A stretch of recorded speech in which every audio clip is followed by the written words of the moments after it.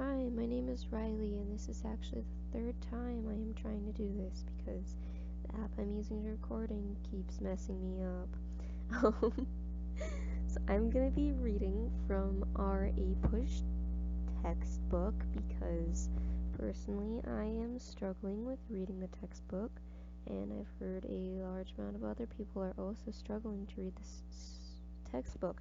So I thought maybe if someone could read along to audio, it would help. And I'm also going to be summarizing what happens after every section that I read. Um, I'm human, so if I mispronounce a word or I stumble a bit, I pause for too long, um, or I summarize it and you don't agree with how I've summarized it, I'm sorry. I can't really fix that, unfortunately. And if you do have a problem with that, you don't have to be watching this. If I do have a problem with how I summarize it, though, it'd be pretty cool if you pointed it out, because that means I probably did not understand what I was reading. So if you pointed it out, hopefully I'd be able to understand what I'm learning better. Uh,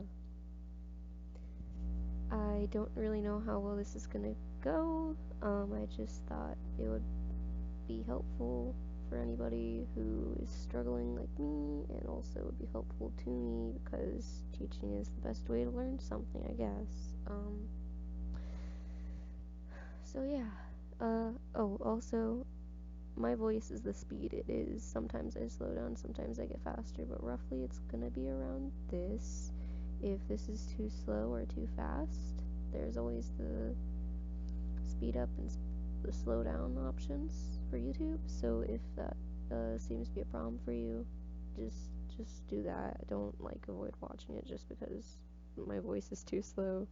Um, Personally, I like to watch videos at 1.5 because my brain likes to go real fast. So yeah, I'm gonna be reading the textbook. I'm gonna say specifically which textbook because I think it'd be better to do that than not, just for copyright reasons. So we'll be reading from America's History, the 8th edition, Henrietta, for the AP course. We're going to be reading about roughly 26 pages. Sounds like a lot, but it is the entire chapter. So, yeah. Um, so let's jump right into it. Actually, before we start, keep in mind that this is the first time I'm doing anything like this. And I don't know actually how legal it is. I looked it up, but YouTube copyright rules are very weird. So, if I get a strike at any point, everything is coming down and I'm done, because I would prefer not getting in trouble over AP history. Yeah. So, okay, now let's get into it. I'm starting on chapter 5, page 150. The Problem of Empire, 1763 to 1776. In June 1775, the city of New York faced a perplexing dilemma. Word arrived that George Washington, who had just been named commander-in-chief of the newly formed Continental Army, was coming to town. But on the same day, William Tryon, the colony's crown-appointed governor, was scheduled to return from Britain. Local leaders orchestrated a delicate dance. Though the provincial Congress was operating illegally in the eyes of the Crown, it did not wish to offend Governor Tryon. It instructed the city's newly raised volunteer battalion to divide in two. One company awaited Washington's arrival, while another prepared to greet the governor. The residue of the battalion was ready to receive either the general or Governor Tryon, whichever shall first arrive. Washington arrived first. He was met by 9 companies of the volunteer battalion and a throng of well-wishers, who escorted him to his room in a local tavern. Many of the same crowd then crossed town to join the large group assembled to greet the governor, whose ship was just landing. The crowd met him with universal shouts of applause and accompanied him home. The awkward moment in the history of one American city reflects a larger crisis of loyalty that plagued colonists throughout British North America in the years between 1763 and 1776. The outcome of Great War for Empire left Great Britain the undisputed master of eastern North America, but that success pointed the way to catastrophe. Convinced of the need to reform the empire and tighten its administration, Britain policymakers imposed a series of new administrative measures on the colonies. Accustomed as they were to the governing their own affairs, colonists could not accept these changes. Yet the bonds of loyalty were strong, and the unraveling of British authority was tortuous and complex. Only gradually, as militancy slowly mounted on both sides, were the ties of empire broken and independence declared. So, to summarize this introduction to the chapter, they start with a little story about the city of New York and how they had the problem of George Washington and the crown appointed governor William Tryon coming at the same time. And since they had loyalties with Washington, they wanted to be able to greet him, but since they didn't want to upset the crown or upset the governor, they also had to go see him. So they split up the people to go greet each of them, and whoever was arriving first was the one that they were supposed to greet and be ready to show where they're supposed to go. And the reason they used the story in the beginning was to show how America was starting to deviate from the loyalty that they had for the crown. It shows that although they were directly underneath Britain's rule, they still did their own independent thing, and they were trying to break free, in a sense, from Britain, try to have their own sort of thing going on instead of having to do everything that they were told by the British. So this is just kind of an intro to what I'm assuming is going to be in the chapter later about America breaking away from Britain and starting to rebel more against them. So I'm going to be skipping all of the little side note things such as the captions for pictures and the footnotes and little boxes on the sides. I just think it's a more organized way of doing it. If you want to go back and look at those, or look at those if you're reading along, then that's fine. I'm just going to skip over them for simplicity's sake. So, an empire transformed. The Great War for Empire of 1756 to 1763, Chapter 4, transformed the British Empire in North America. The British ministry could no longer let the colonies manage their own affairs while it contented itself with minimal oversight of the Atlantic trade. Its interest and responsibilities now extended far into the continental interior, a much more costly and complicated proposition than it had ever faced before, and neither its American colonies nor their Native American neighbors were inclined to cooperate in the transformation. British administrators worried about their American colonists, who, according to former Georgia Governor Henry Ellis, felt themselves entitled to a greater measure of liberty than is enjoyed by the people of England. Ireland had been closely ruled for decades, and recently the East India Company set up dominion over millions of non-British peoples. Map 5.1 and America's Compared page 153. If you want to go look at it to see what they're talking about, then page 153. Britain's American possessions were likewise filled with aliens and undesirables: French, Dutch, German, innumerable Indians, Africans, and multitude of felons from this country. As one member of Parliament put it, consequently declared Lord Halifax, the people of England considered Americans as foreigners. Contesting that status, wealthy Philadelphia lawyer John Dickinson argued that his fellow colonists were not East Indian, sepoys, nor Marathas, but British subjects who were born to liberty, who know its worth, and who prize it high. Thus was the stage set for the struggle between the conceptions of identity and empire, held by British ministers on the one hand and American colonists on the other. So to sum up this little section, this is simply talking about how Britain doesn't really have control as much of the American empire as they wish they did. They don't have control over the Atlantic trade, and they think that America is more entitled to liberty than the people who are from England, which they feel is a problem since the Americas come from England and they are supposed to be ruling over America. They also think since they're mixing more with the other cultures and the other types of people that they're less English than the rest of the people from mainland England, and they consider them foreigners, and obviously the people who are in the Americas don't appreciate that, and they're trying to say that they are also as much Americans as any of the rest of them. Not Americans, they are as much English as any of the rest of the people on the main island. Next section: the costs of empire. The Great War for Empire imposed enormous costs on Great Britain.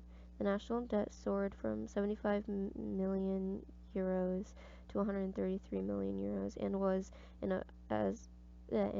observer noted, becoming the alarming object of every British subject. By war's end, interest on the debt alone consumed 60% of the nation's budget, and the ministry had to raise taxes. During the 18th century, taxes were shifting from land owned by the gentry and aristocracy to consumables, and successive ministries became even more ingenious in devising new ways to raise money. Excise or sales tax were levied on all kinds of ordinary goods: salt, beer, bricks, and candles; paper in the form of stamp tax that were consumed by middling and poor Britons. In the 1760s, the per capita tax burden was 20% of income. To collect the taxes, the government doubled the size of the tax bureaucracy. Figure 5.1. Customs agents patrolled the coast of southern Britain, seizing tons of contraband, French wines, Dutch tea, and Flemish textiles. Convicted smugglers faced heavy penalties, including death or forced transportation to America as indentured servants. Despite colonial protests, nearly 50,000 English criminals had already been shipped to America to be sold as indentured servants. The price of empire abroad was thus larger government and higher taxes at home. Members of two British opposition parties, the Radical Whigs and the Country Party, complained that the huge war debt placed the nation at the mercy of the moneyed interest, the banks and financiers who reaped millions of pounds interest from the government bonds. To reverse the growth of government and the threat to personal liberty and property rights, British reforms demanded that Parliament represent a broader spectrum of the property-owning classes. The Radical Whig John Wilkes condemned rotten boroughs, sparsely populated, aristocratic-controlled electoral districts, and demanded greater representation for rapidly growing commercial and manufacturing cities. The war thus transformed British politics. The war also revealed how little power Britain wielded in its American colonies. In theory, royal governors had extensive political powers, including command of the provincial militia. In reality, they shared power with the colonial assemblies, which outraged British officials.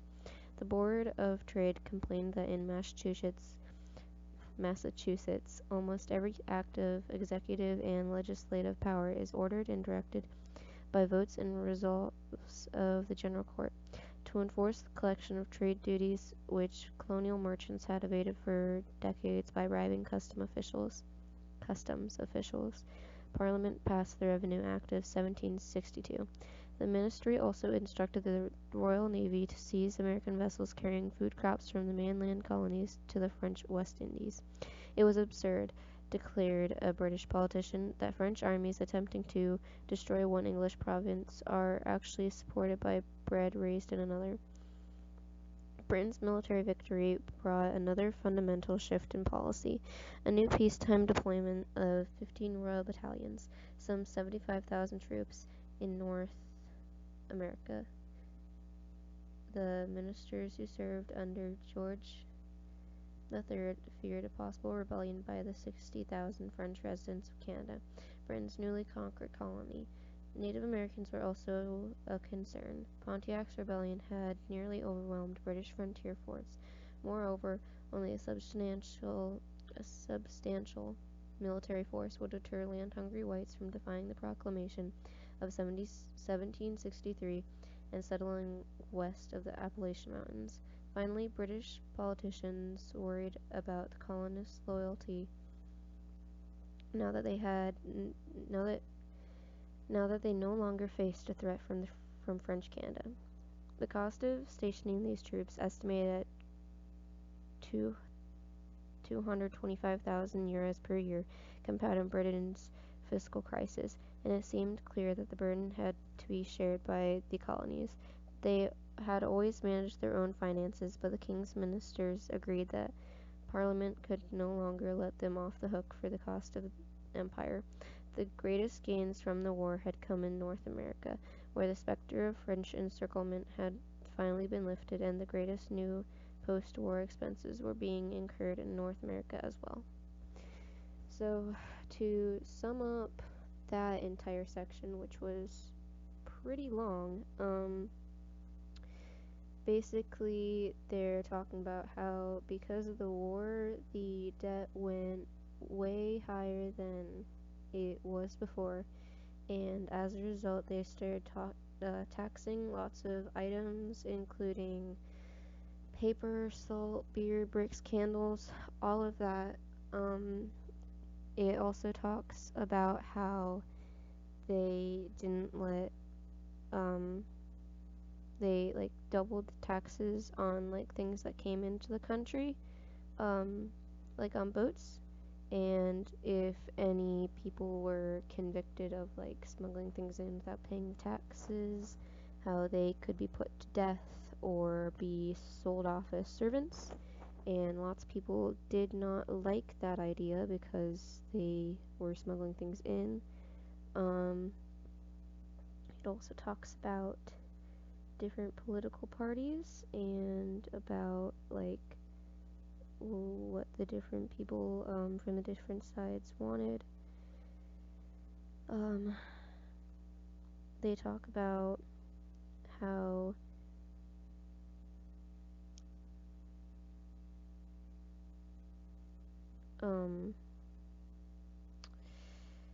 they talked about how Britain doesn't really have as much power over American colonies as they thought they did. They talk about how they were like upset that people were sending stuff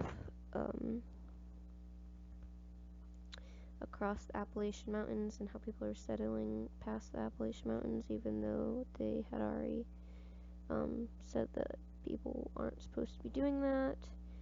And they were also talking about stationing troops down there, which would cost a lot of money, and they decided that because it was going to cost money to station these troops, they were going to have to tax the colonies more, or at least have the colonies pay in some way, which is generally taxing, and people did not want to be taxed more. So I guess that's kind of A basic thing, that's kind of the main idea. That's what people always say whenever they talk about the American Revolution. People always ask, why did the revolution start? And the first answer is always taxes, and I guess this is a setup to that. They're talking about why the taxes were a thing, what they were implemented on, and how people reacted to it. And if you know even a little bit about the American Revolution, obviously the answer is not very good. Nobody likes being taxed, but I guess we'll see how that goes in the next section, George Grenville and the Reform Impulse. So let's hop right into this new section. The challenge of raising revenue from the colonies fell first to George Grenville, widely regarded as one of the ablest men in Great Britain. Grenville understood the need for far-reaching imperial reform. He was first passed the Currency Act of 1764, which banned the American colonies from using paper money as legal tender. Colonial shopkeepers, planters, and farmers had used local currency, which was worth less than British pounds sterling.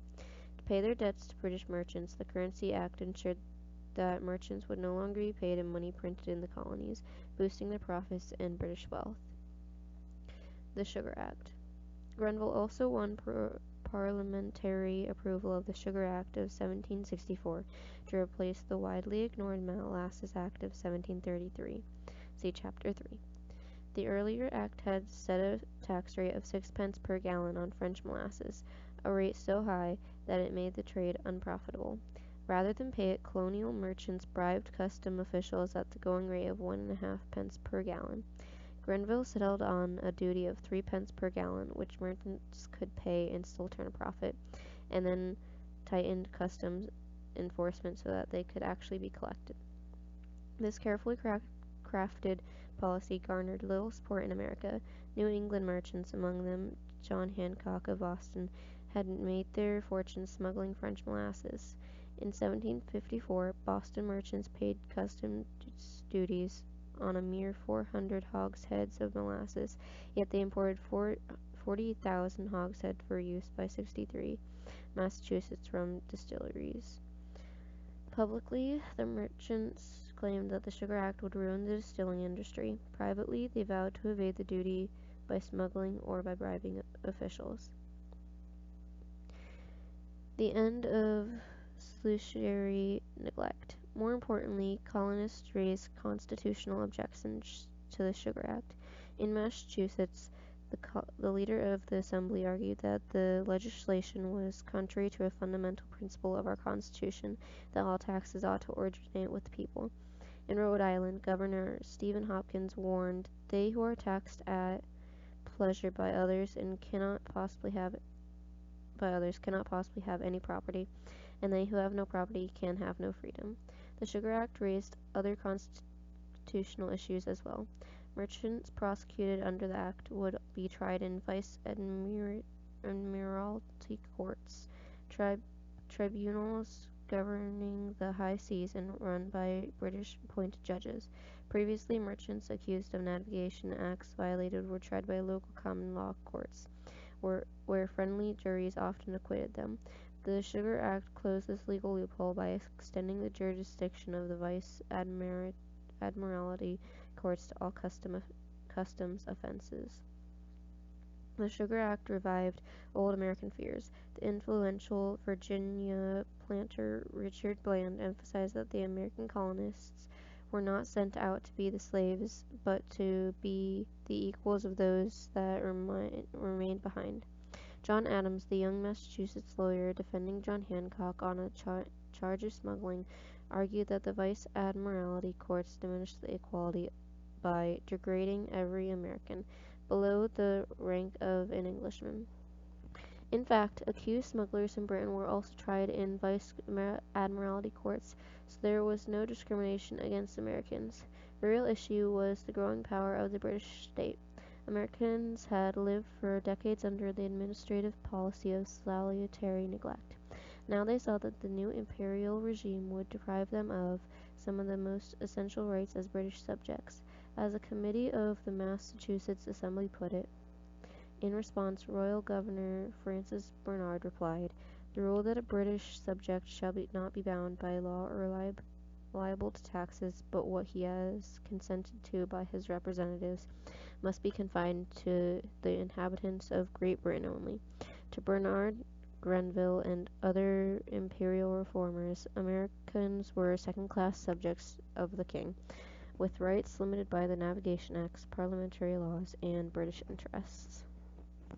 So, to some of the this longer section, they do continue to talk about the taxes that were implemented. Um, so they talk about how they made it illegal to use paper money anymore in America. They had to use British currencies, which made Britain more wealthy because they could no longer pay their debt in American money, which was less in value than British money. They talk about the Sugar Act and how Grenville won the parliamentary approval of the Sugar Act. The Sugar Act was basically the Molasses Act, except this time he made it to where people actually had to follow this one, and he lowered the price a little bit, so instead of being 6 pence per gallon, he made it 3 pence per gallon, so people were more likely to pay this tax. And if people still didn't want to pay the tax, he also put more guards, I guess, up. It says Boston merchants paid custom.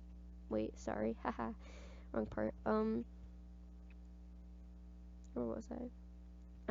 He tightened custom enforcement so that the taxes would actually be collected, which meant that it was harder to bribe people into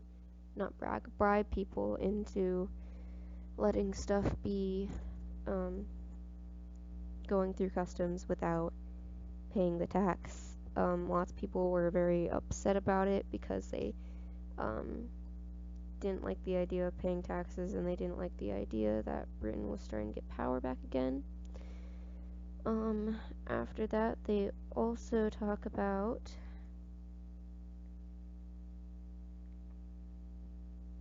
how people were upset about the Sugar Act, and why they were upset about the Sugar Act, which was basically what I just stated, how not only did they want to not pay taxes, but also just that they were very scared of the fact that Britain was getting more power over them than they originally had, and they were scared that they were going to lose all the independence that they had. I feel like, personally, if they would have started out with this little amount of freedom, I suppose, if they would have originally had to pay all these taxes, they wouldn't be making such a big deal out of it. But it's the fact that they had already gotten all this freedom and liberty, and then they just had it taken away from them. Now they feel that it's threatened.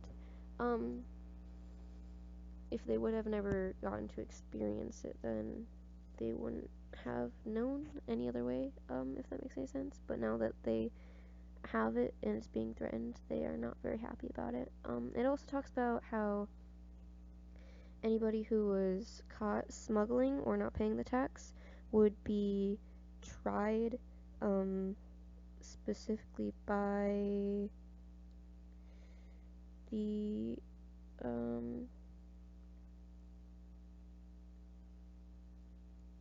oh boy, I forgot what it was called, but they would be tried by Britain. They wouldn't be tried by anyone in the Americas, which was a problem because originally they would be tried by people in America, and since they understood and they were kind of on the same side, they would just let them go off easy or drop the case. But since they would be getting tried in Britain, where it was where they were not on the same side, they would be getting a much harder sentence, which lots of people did not like, obviously, because not only would they not be able to now get away, not be able to do what they wanted to do with not paying taxes and smuggle things in, but they also wouldn't be able to get away with it if they did decide to do it anyway.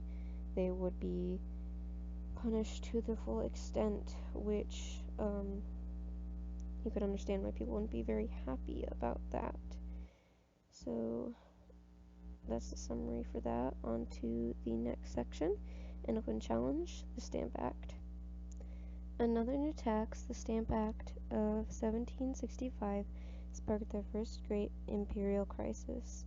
The new levy was to cover part of the cost of keeping British troops in America, which turned out to be $385,000 a year, about 150 million euros a year, about $150 million today, 70% more than the initial estimate.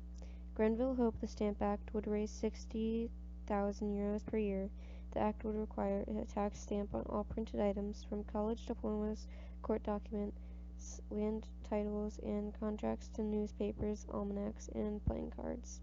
It was ingeniously designed. Like its counterpart in England, it bore more heavily on the rich, since it charged only a penny a sheet for newspaper and other common items, but up to 10 euros for a lawyer's license. It also required no new bureaucracy. Stamp paper would be delivered to colonial ports and sold to printers in lieu of unstamped stock. Benjamin Franklin, agent of the Pennsylvania Assembly, proposed a different solution: American representation in Parliament. "If you choose to tax us," he wrote, "give us members in your legislature, and let us be one people." With the exception of William Pitt, British politicians rejected Franklin's idea as too radical. They argued that the colonists already had virtual representation in Parliament because some of its members were transatlantic merchants and West Indian sugar planters. Colonial leaders were equally skeptic of Franklin's plan. Americans were situate at a great distance from their mother country. The Connecticut Assembly declared, and therefore cannot participate in the general legislature of the nation. Asserting the right of Parliament to lay an international tax upon the colonies, the House of Commons ignored American opposition and passed the act by an overwhelming majority of 205 to 49. At the request of General Thomas Gage, the British military commander in America, Parliament also passed the Quartering Act of 1765, which required colonial governments to provide barracks and food for British troops. Finally, Parliament approved Grenville's proposal that violations of the Stamp Act be tried in vice-admiralty courts. Using the doctrine of the parliamentary supremacy, Grenville had begun to fashion a centralized imperial system in America, much like that already in place in Ireland. British officials would govern the colonies with little regard for the local assemblies. Consequently, the Prime Minister's plan provoked a constitutional confrontation on the specific issues of taxation, jury trials, and military quartering, as well as the general question of representative self-government. So, to talk about this section, basically they introduce a new tax, which is the Stamp Act, which was put in place in 1765. The Stamp Act said that any piece of paper would be taxed. The reason that they had this put in place is because the British troops that they wanted to put in America ended up being 70% more than they originally estimated. So, about $150 million today, or 385,000 euros. and so they decided they would tax all the paper. It was taxed higher for people who were richer because the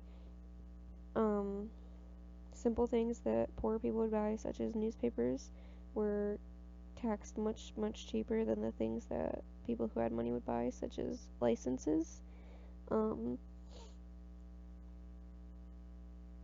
It also talks about how Benjamin Franklin did the whole no taxation without representation thing, but they say that not many people agreed with him, including people from his own side. They thought that since they were so far away from Britain that it wouldn't make any sense for them to have any like control over what they talked about over there, and so people will just shut it down. They also talked about the Quartering Act, which was put in place in 1765 as well, which said that if Britain was going to be putting troops in America, America had to provide places for the troops to stay, and they had to provide food for the troops,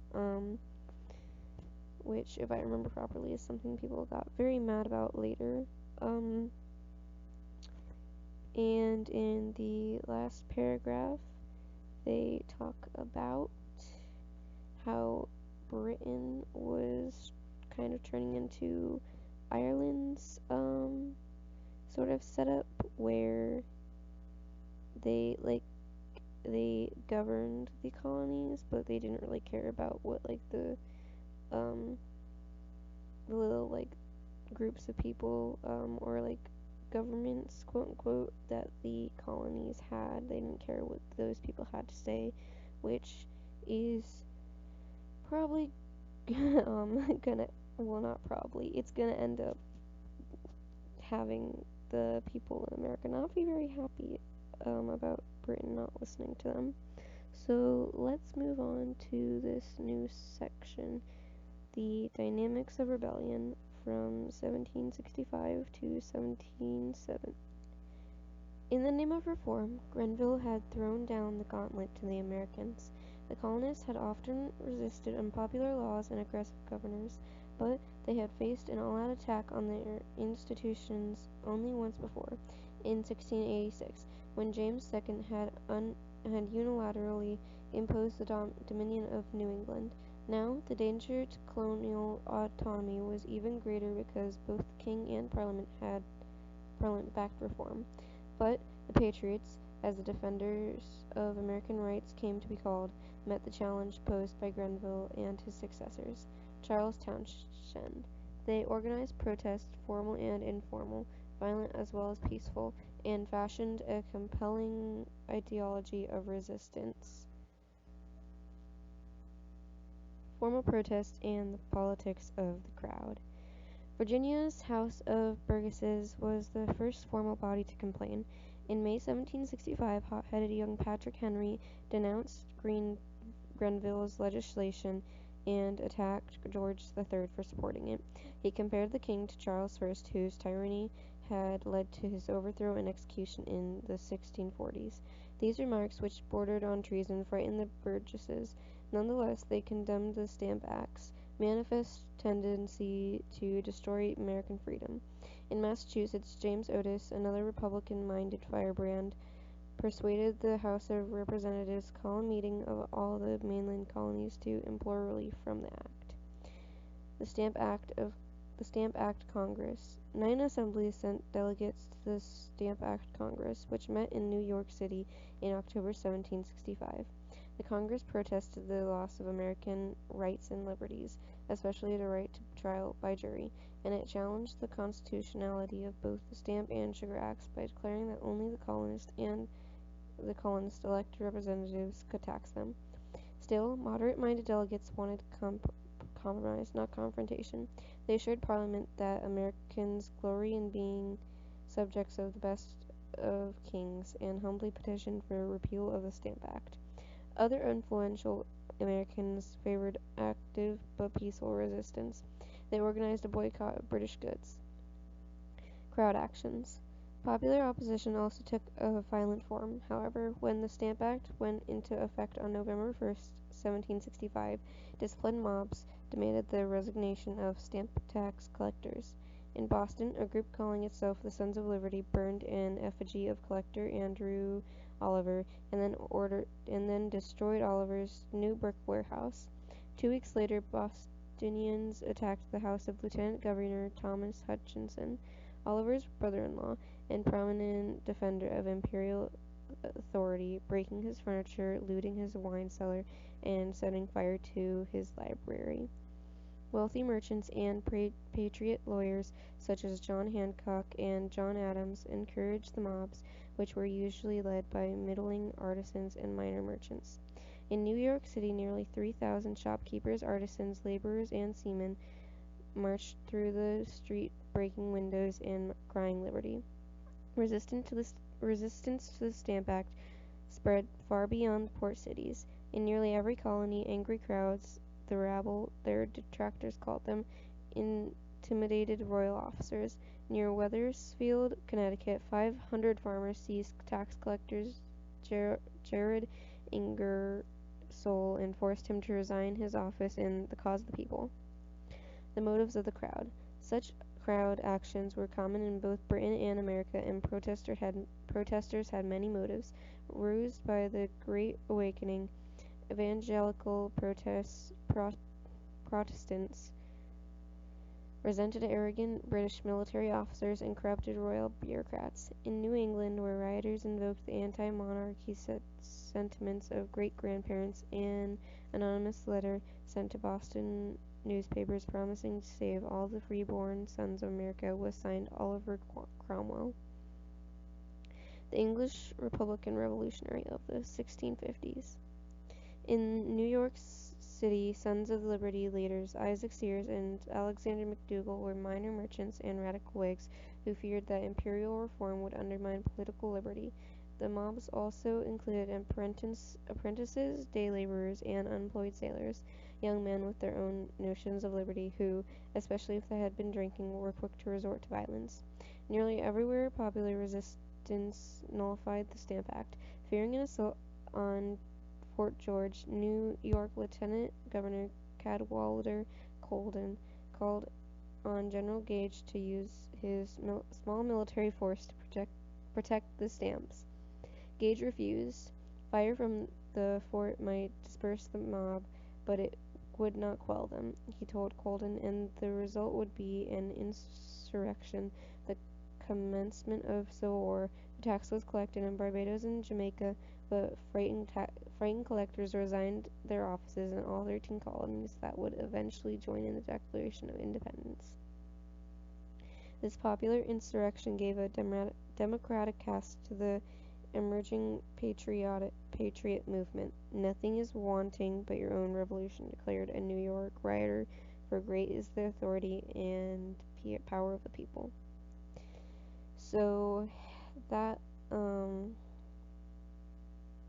section basically talked about rioting, which I mean is something that we could compare to now. I'm not going to because that's not quite what we're here for, but I think that is definitely something to think about why you're reading or listening to this, is the connection between today and what has happened in the past. So to summarize what happened,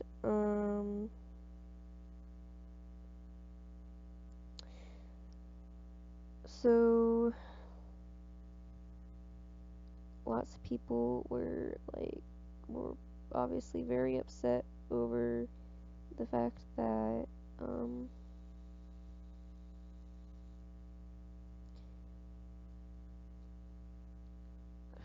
lots of people were very upset over the fact that they had to pay taxes, and they were upset over all of the new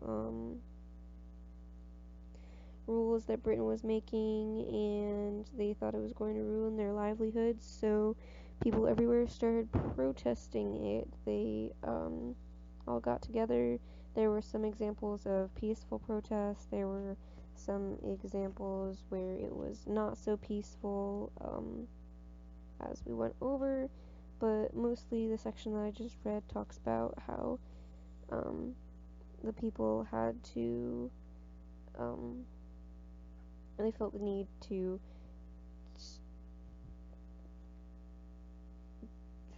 describe how they were feeling about the new taxes and to try to overturn them, because lots of people were not very happy about Britain gaining all of this power, and that's the main thing that they were talking about. Of course, there was a little more information about the Stamp Acts and the way that they were going to be judging people who had broken any of those, but the main idea of what I had just went over is how people had protested what had been happening, and how they did not want it to be happening, and they wanted their word to get across so that they would not be taxed and they would be able to continue having their liberty. So let's jump into the next section, the ideological roots of resistance. Also, I know I'm not really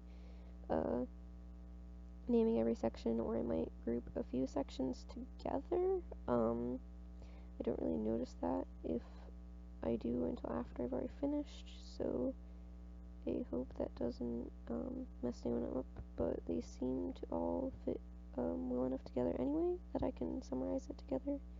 So, yes, onto the ideological roots of resistance. Some Americans couched their resistance in constitutional terms. Many were lawyers or well-educated merchants and planters, composing pamphlets of remarkable political sophistication. They gave the resistance movement in its rationale, its political agenda, and its leaders. Patriot writers drew on three intellectual traditions. The first was English common law, the centuries-old body of legal rules and procedures that protected the lives and property of the monarch's subjects.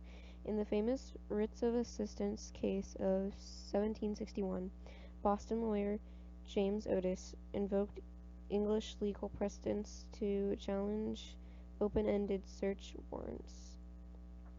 In demanding a jury trial for John Hancock in the late 1760s, John Adams appealed to the Magna Carta 1215, an ancient document that said Adams has for many centuries been esteemed by Englishmen as one of the firmest bulwarks of their liberties. Other lawyers protested that new strictures violated specific liberties and privileges granted in the colonial charters or embodied in Britain's ancient constitution. Enlightenment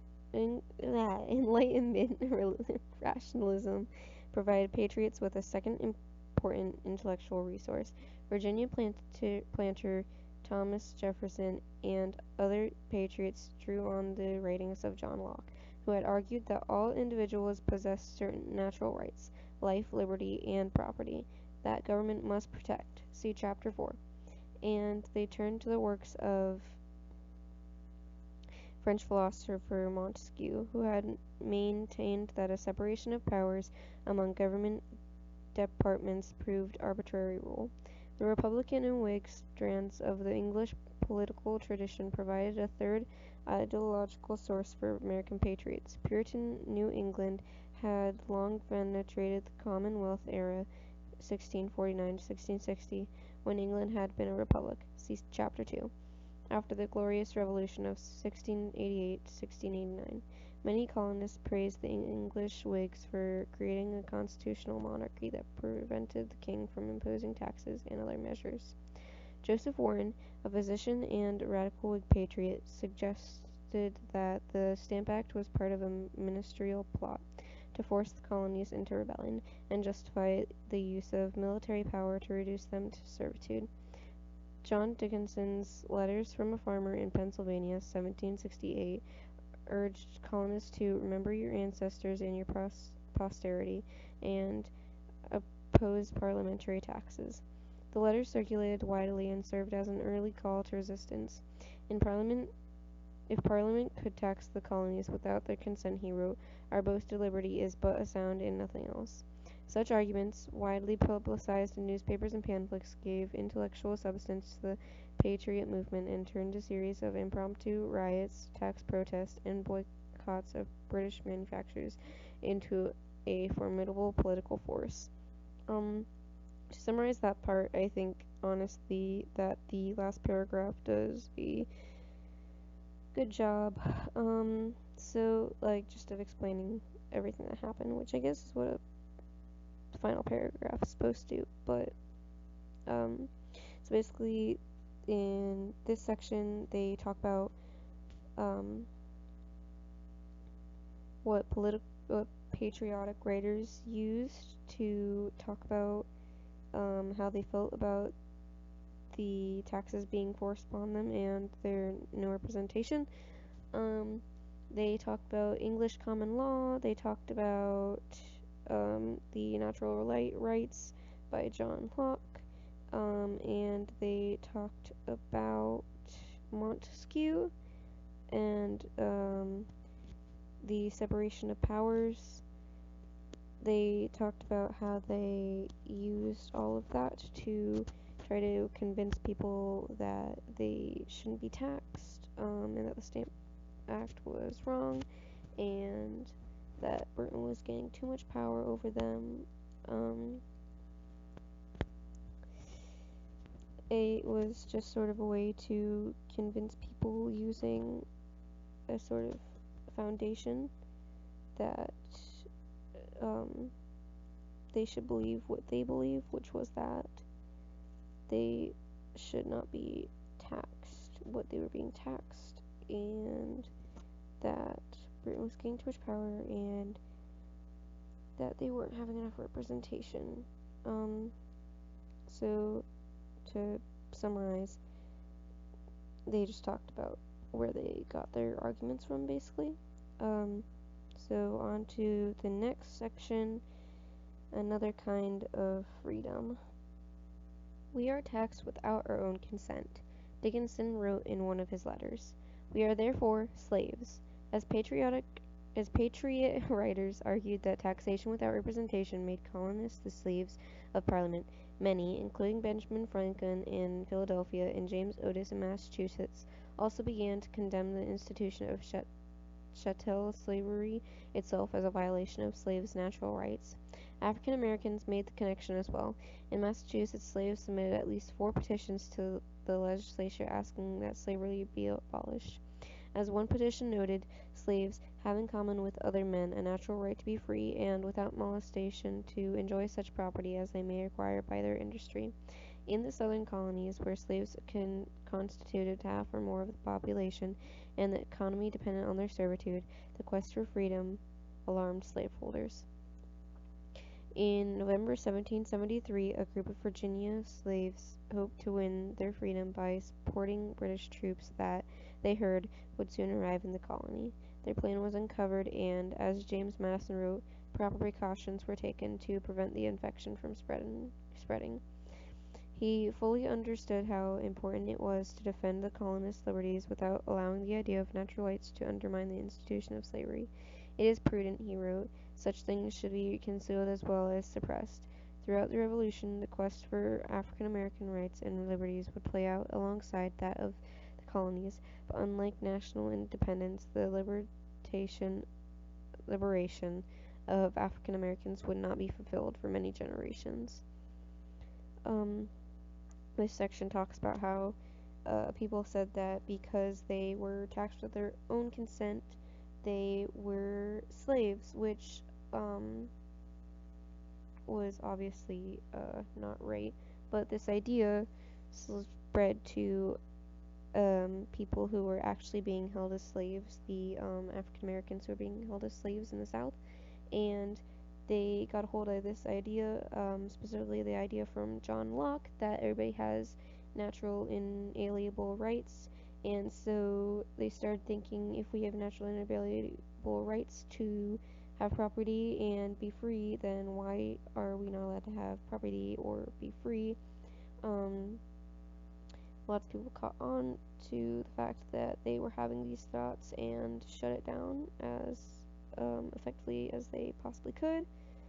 And in this last paragraph, Madison talks about how he understands the idea of the slaves being shut down because it would ruin the southern economy. Of course, in the last paragraph, they also discuss how the African American slaves developed the idea of John Locke's inalienable rights alongside the colonists, although even though that's the case, colonists get their rights much, much earlier than the African American slaves do, which is obviously quite unfortunate. So on to Parliament and Patriots square off again, the next section.